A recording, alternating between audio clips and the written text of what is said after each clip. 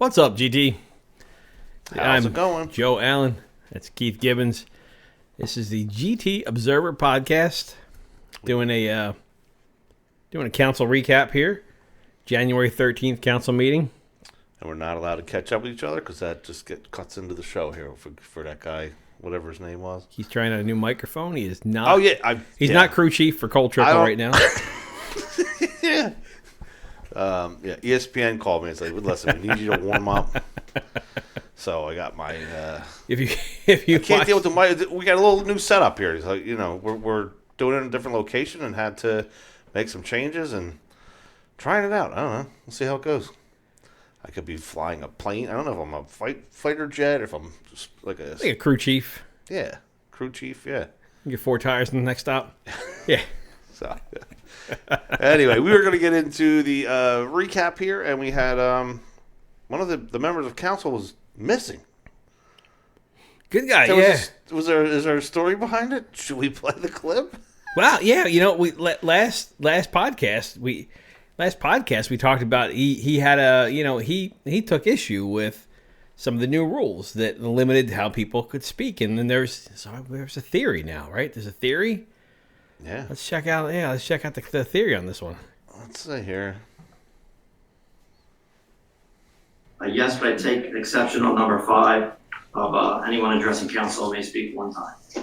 There's been a couple times recently that he has actually gone against the grain, and I'd give him props for doing that multiple times. It's not just this once. There was times in the past. I can't think of the name of the lot, but next to Valaris, where the rezoning was, he voted against that and something else. But either way, it's good. Yeah. They're gonna disappear that poor guy. Nice guy. They're gonna disappear him soon.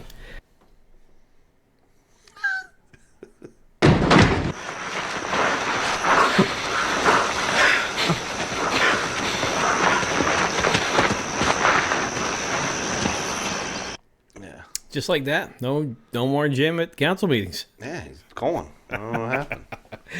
Jim's poor fine. Guy. He's fine. I think he was having a cold or something like that going on there. So yeah, but anyway, this was one of the first meetings, right, under the new format that we were.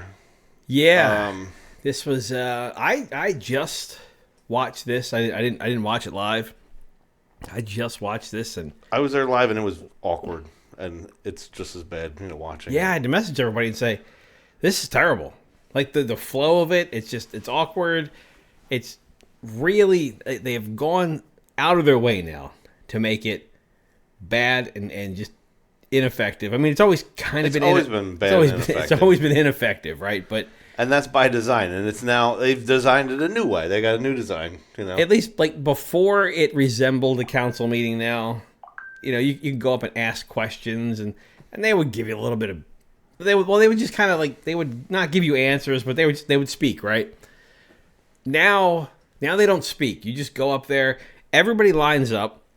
They go up there. They make their statement, and then they ask the questions. So he'll take notes. Council president taking some notes. They don't respond to you, and then he goes, and then everybody goes and sits down after that portion's over, and nobody else can come up and speak. Then they go through. He'll respond to what he feels like responding. And they'll say, hey, thank you for that input, sir. And then the next one, thank you for that input. And it's horrible. That's it. That's the council meeting. It's not what council meetings are really intended to be. So yeah. That's what we have. So the now. very first section of the meeting, there was something to do with affordable housing, and there was a closed session that was held. So under the what do you call it, like Open Public Meetings Act, there are only certain things that the council is allowed to go into a private a private meeting for that excludes the public. Things like personnel issues or ongoing litigation of some sort. We weren't exactly sure why this qualified to go into the private session, but either way, they did go. Let's see here. That closed session will discuss our 4th round affordable housing fair share obligation and what steps the town has to take to move forward with that, and that's a continuing process. Yeah, so that would have been really good information for the public to know. I thought that was, there is a lot of talk especially when big developments like that go up. about why are we still building? Why are we still building? And we've heard that before. Well, we need to fulfill these obligations. That would have been really good information for the public to hear. And I couldn't think of. Usually, it's like a personnel issue where it's private. Makes sense. This Yeah, didn't but make if you go sense. to like planning board meetings and stuff like that, this topic comes up fairly often about like the obligations that we have. They're minimum requirements that the state imposes, and then we have this many that are approved for it. They might not be being built, but everything factors in. I mean, if you've watched this podcast before, there's different things. Like Brittany Woods had a section of theirs, and they were trying to separate it out, but all that stuff is because it's a state mandated or regulated thing. So this shouldn't be secret. I don't understand what the secret was. I still don't understand after his explanation, because it was like, okay, well, why didn't you just talk about that here? What did you just learn? But he said, oh, that's an ongoing thing. So when something is ongoing litigation, I guess is where they're calling that qualifies to go underneath of there, but it doesn't really make much sense. He tries to give. He tries. Denise comes up and asks, and then he will. So let's hear the explanation. Denise asked this question. Just to remind folks that please follow the rules of order for our council meetings. If you're unfamiliar with them, they are posted on the back of the bulletin board. Wait, why is this? Left on the wall. Push the wrong button. Please limit your comments to 3 minutes for the first public comment portion on agenda items only. For the second public portion, and I'll read this again, is to limit your comments to 5 minutes for the second public comment part of the meeting. Once you have completed your comments or questions and the public comment period has concluded, the council president will then ask any member of the governing body or their designee to address the comments or questions asked by the persons who just spoke. All right, we might be a little out of order here. Let's try clip. Definitely. Clip 3 is. She's landing. Here we There go. it is. Good evening. The executive session you just had for the affordable housing, I'd like to know why that was held in executive session. I couldn't hear from the portion. Thank you. Thank you. No answer. So Ms. Smithman? as awkward as that is, that's how it works now. You come up and you ask a question, and then you have to go sit down. Right. And then later on, they'll ask. And actually, the clip that we played before this was the reread. This is the reminder. Right. That was the reminder how it all works. Of the new rules. The actual answer that they gave Denise now is the next clip here. Ms. Coyne had asked, why was the executive session regarding the affordable housing round 4 discussed in closed session, Mr. So the affordable housing is now governed by the New Jersey BCA. There's been changes in the legislative statute. There are some legal issues that have to come up. We're under a time frame to move a resolution the end of this month, and 48 hours after the resolution is approved, it has to be set and filed for us to be in compliance with the new statutory regulations. There's a whole procedure for affordable housing designation that we're going to be following for the 4th round. So some of the legal issues had to be discussed at this closed session at this point in time. And that's why I gave that recommendation to Council President as well as our professional, Steve Locke. I really don't know what he said at the end of that sentence. I don't think he knows what he said either. I'm very disappointed. I'm getting word salad here, and I don't even have dressing on it. All right. Let's try the next one. Next is ordinance 0-25-01. This is a first reading introduction, and they will be hearing at its second reading. It's ordinance amending Chapter 47 of the Code of the Township of Gloucester entitled Pet and Animal Abuse of the Code Book of the Township of Gloucester, County of Camden, and the State of New Jersey. This identifies Chapter 47-4 entitled Fees for License and Registration, Late Fee, Expiration Date, that it has the fees associated for a person applying for a license of registration, tag for their pets, dog or cat, and also indicates a discount, senior discount for residents age 65 or older for fees for their cat and dog. That indicates late fees and the date that they must apply for that. So, yeah. All right. So that was going on to the next topic. The cat and dog fee, though. You were mentioning that you paid a much cheaper rate outside of Gloucester Township. And I do remember seeing something online at another town saying like that was a lot of money. But they are now giving discounts for seniors and veterans. So that was a good thing. Actually, where I came from, out in Pennsylvania, there were also discounts for seniors and I'm not saying it's unique and or it's great, disabled, but right? it's just- So it's- in Pennsylvania and also I checked in Maryland, it's $8. It's Pennsylvania's $8 and some change. we're 21 and 24 if it's not 21 and 24, yeah, neutered versus unneutered. right. So yeah, and now there's a late fee, and So it's by what, January 31st is the yeah, I think believe. so. And which I'm not up to date on that. I'm sorry. There's so many people that don't do this. Period. Right. So you're gonna punish the people that do it, but just did it late. You're gonna punish them now. Look, I don't. Most people go, yeah, I'm not registering my dog. What does That's- I'm completely like what does that do? I don't know what the purpose of that is. I guess it's to help keep track of who has the rabies shots and stuff like that. Well, I mean, it's supposed to fund things like animal. I guess like the animal control. I think there's funding that goes towards that. There were some. Well, when you things, get your receipt, they do have a breakdown. Like there's a New Jersey Yeah. fee, there's a something or other, but there is a breakdown of other things. But I just wasn't curious because every town has it. Yeah, but We though specifically, we do cats also, and not every town does cats. I've never heard. Yeah, I've never heard of the cat thing. We had Joe. Where was that? Maffa's farm. We had like. Oh my! 50 Like, I was cats like 150 cats Yeah. probably. Go register all those things.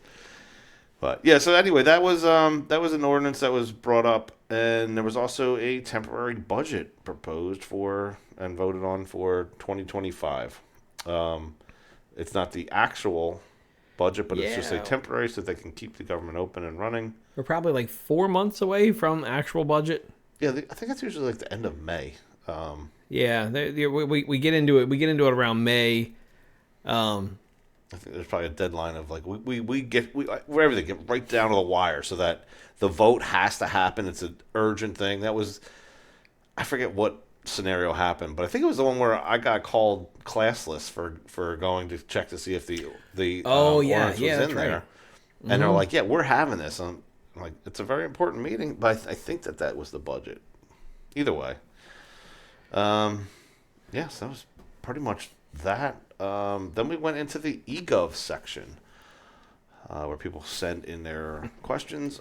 And if you think about the new rules that he imposed on all of us, E-Gov, prior to the rule change, was you can either read it because you're here, or I can read it for you. Which one would you like? So now, if he's reading it for you, he's counting that as this is your time that you were able to stand up. So it took away some of your. Yeah. So if you have an E-Gov, you send an E-Gov in days before the council meeting, right? But then some hot topic comes up, and you're like, oh, I gotta ask about that too. You show up at the council meeting to ask it, you can't, Right. because you sent an E-Gov in, and now you're only limited to ask one question or make one statement. So if your E-Gov is read, that's it. You're done. Yeah. You basically showed up for no reason because you can't talk. Right. But the other thing that eGov is, I would argue, I guess you say, that's good for is something just pops in your head, right? Like, I don't know, I keep notes of things like that. I can go into my phone and type something up that I'm going to forget later on. Yeah. But I can go back and reference and say, oh yeah, that's what I was thinking about. Maybe somebody's driving down a street and pulls over and makes a note to say, oh, this is what's going on, or you know what I mean. But if you were to just have something pop in your head, you say, all right, I'm going to go onto the website, send the eGov in because I want to ask. I want to not forget to ask this question. Maybe you forgot 8 days later or whatever it was. When you go to the council meeting, why aren't you allowed to do that now? It's just ridiculous that you're. Yeah, look. Oh, now, because you're not allowed to question them. That's why. Now that we have the additional rules, right? This eGov thing, where this eGov thing has to be completely separate. read the E-Govs, respond to the E-Govs, and then let the people come up and ask questions. You can't combine those now because it's ridiculous now that you can't. They can do whatever they want, apparently. I don't know. But okay, I mean, look. Sorry, we'll get to that part, too. We'll get to that part. I mean... So this is how they want to run the meeting? All right. So now there's an E-Gov comes in from David Leader. Let's listen to his. Now we'll go to our GT eGov access email. We have one email from Mr. David Leader. Mr. Leader, would you like me to read it? Would you like to read it? Thank you. Okay, if I'm reading it, it counts towards any time that you may have during the second public portion. But yeah, that's not on. true. It doesn't count towards his time. It was his time.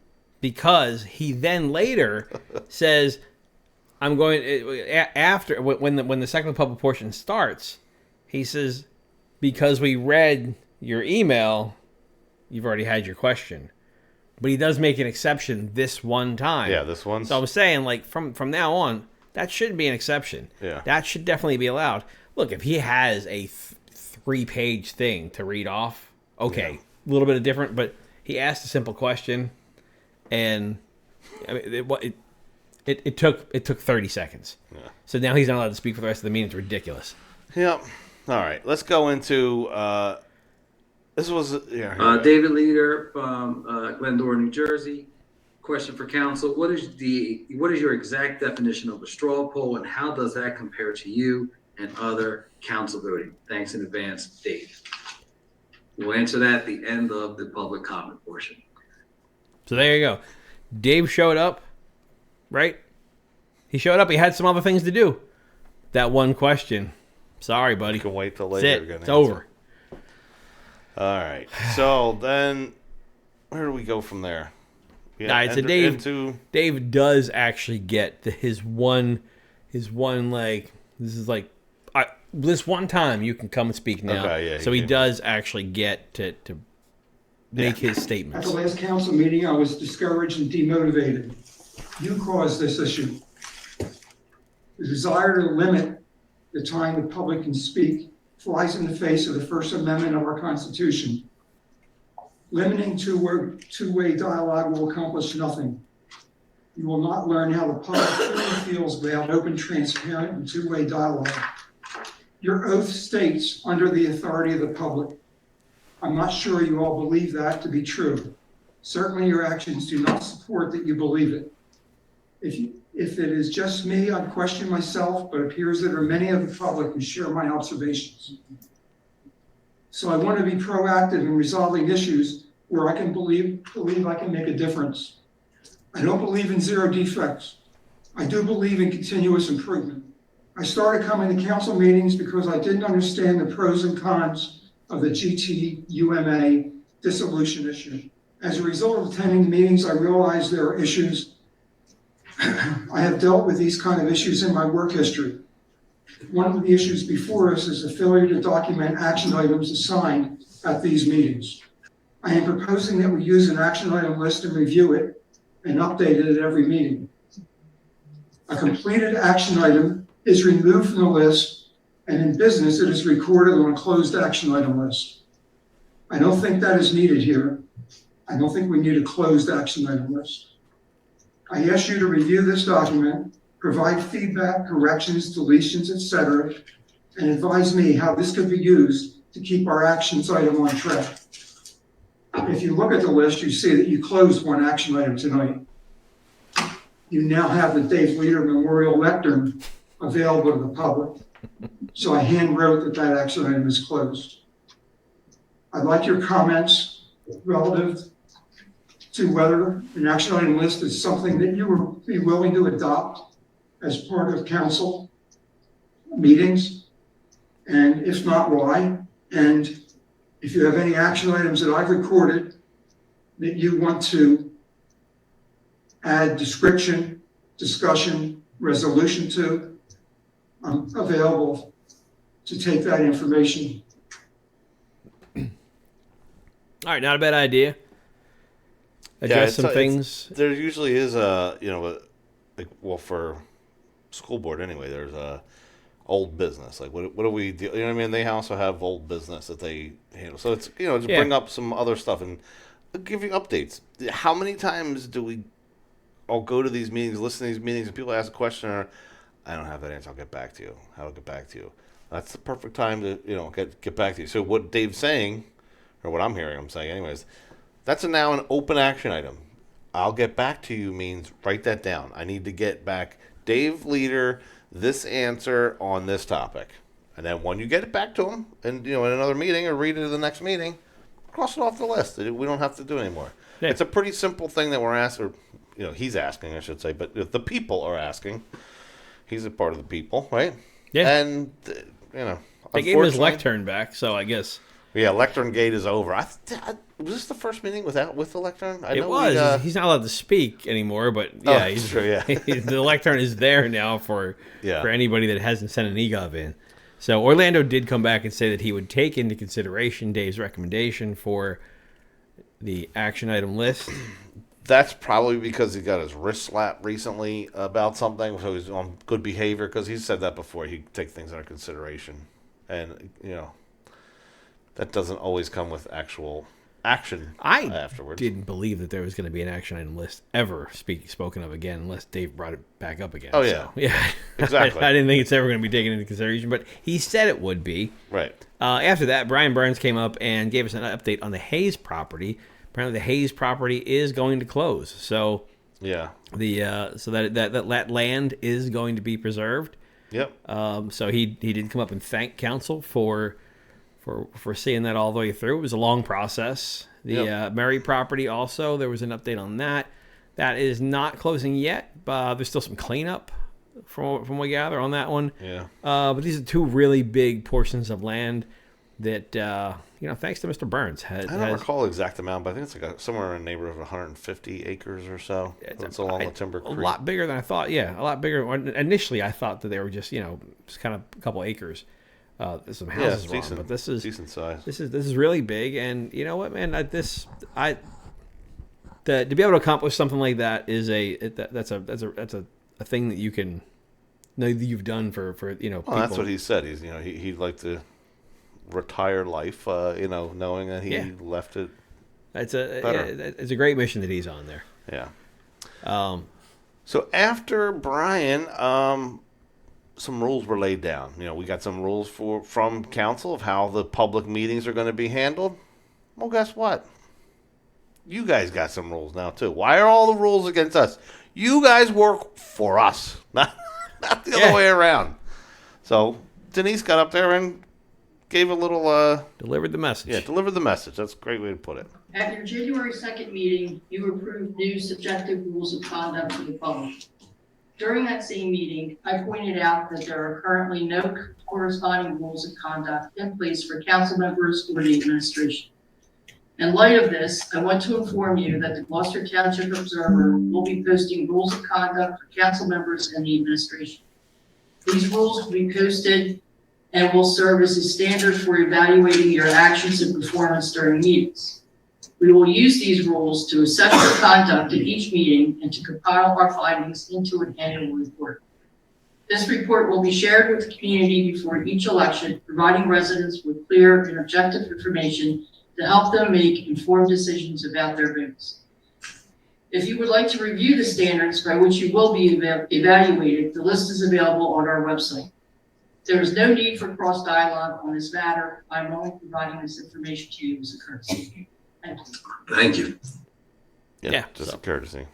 He did come back afterwards and say that thank you for providing this report. Yeah, well, so nobody is ever going to nobody on their side is ever going to look at it. If you want to see a close-up of their faces, we had Cardis Cam was live at the meeting. So if you go on to our YouTube channel, there is a little section of it. You can watch their faces and the smirks that come on as they're listening. Like you what? Yeah. Like oh, you're gonna hold us to standard? Yeah, actually, yeah, we are. We're gonna keep record just like we do. We bring receipts right all the time for different stuff. Like they know we're gonna judge you guys too. You want to go up there and make all these other rules? We discussed this. We didn't need your input from it. That's what we're doing. They know they could get up from their seat walk around with a flamethrower and burn the person to the ground standing behind the lectern. Yeah. And come back up and sit down, and nothing would ever happen. Nothing. Like, welcome to New Jersey. Election, yeah. The next election, people go, I think they're fine. That's it's fine. They're Democrats. So we like Democrats. We'll vote for Democrats. That's it. That's what it is. That's exactly. And they know that's exactly what's going to happen. Yeah. But you know what? Things are changing, though, man. I don't know. Yeah, we got to keep them accountable. Things are changing. Go flush your toilet and celebrate the fact that it doesn't cost a lot of money now. Yeah, but if you guys want to go see what the standards are, go on to gtobserver.com, which is probably a good time to bring that up. But yeah, go to gtobserver.com and there it is right there. There it is. Code of conduct. That's what you'll see. If you click on that, it's a set of standards that they'll follow. That we're going to judge them on. They don't have to follow them. But we will keep track of what the scorecard is. So again, she just did a courtesy to them and told them, this is the scorecard. How do I get out of this thing here? Here we go. Hey. All right. I like that. All right, let's see. This clip here was. Let's just play it. First, I'd like to know how many marijuana stores are in this township, and how many went through this zoning and planning board and this council and this room to be accepted, and actually went through the whole state of New Jersey to be actually put into here, because I've actually gone through how many marijuana places that are here that I've never heard in these meetings. And when I wasn't here, I was watching on my phone. So I want to know every single one, which starts with the Honey Grove. And it started as medicinal, so don't tell me it didn't, because I researched it. And how did you get from medicinal to recreational without a license? Second was Flower and Flame, a 601 College Drive. Another one that's you just agreed to open it up without, I've never heard it, and I don't think anybody's heard it here, on, what's it called? Right across from ShopRite, Puffgang dispensary, which just opened up or is about to open up with your approval, which I haven't heard any meetings lately. And there's a couple more. So in 2 and 1 of me. All right. So all those ones that she mentioned on there, we've discussed all of those. Yeah. Here. So if you guys are friends with Dani Paris, let her know. There's a podcast out there where you can learn a lot of information. Yep. So they were all talked about. Pretty much, I think all of them were. I feel like the discussions have always been pretty well in length, and and then at this moment too, I think who cares? Well, it's part of. I mean, look, she has a reason. I don't know what it is of why she's this is her hot button, but they're legal at this point. Like, I don't know. I don't know what she expects to get out of going up there, other than the satisfaction of knowing that she's still fighting for that. I know that's her right to go do that, but yeah. I don't understand what outcome is expected or hoping for from Well, that. the thing is the way that I look at it is, if they're successful, they're paying taxes to the township, which helps all of us. If they're not successful, most of these places are beautiful. So they're taking over the one that you mentioned on College Drive. It took over a bank that was shut like down. the old TD Bank, I think it is. Yeah. The other one is an old Friendly's that was shut down. The one that's going in now on Black Horse Pike, that was that old Parrot place.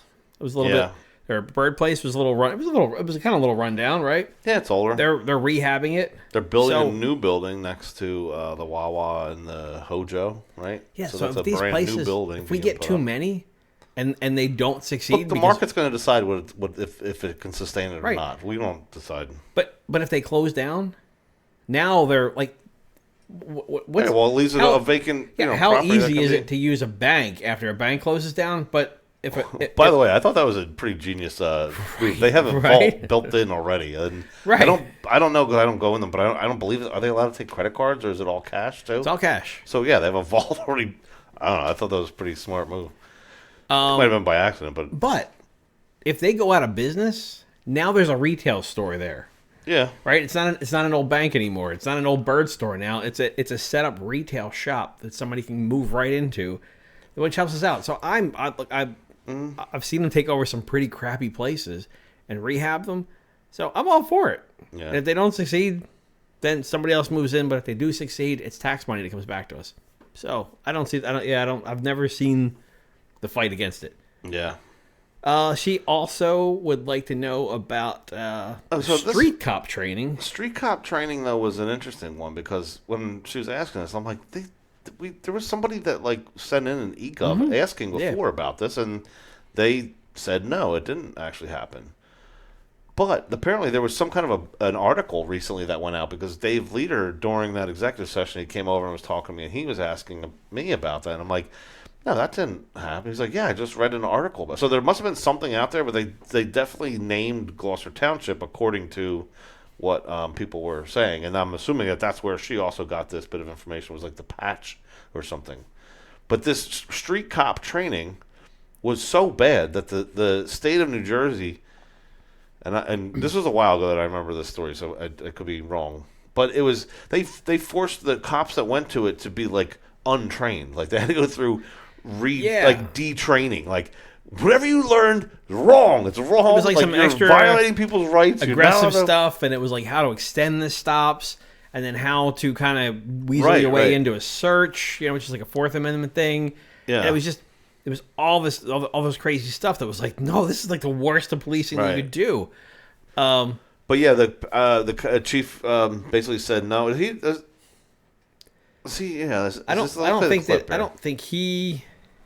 don't think he responded on it. No? All right, well, let's play the clip here. Next, see what I would happens. just like to ask the council and the police. There was something that was going around called the New Jersey State Control, which was investigating on street cop training. And this went back to 2021 to 2022. And Gloucester Township was involved in it. They sent a lot of their officers up there. And actually was involved in last year, 2024.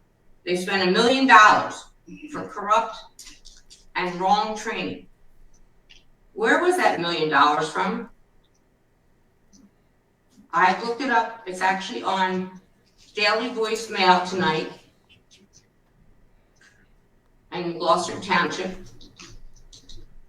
And where did the $1 million come, and how come that wasn't brought up at any meetings?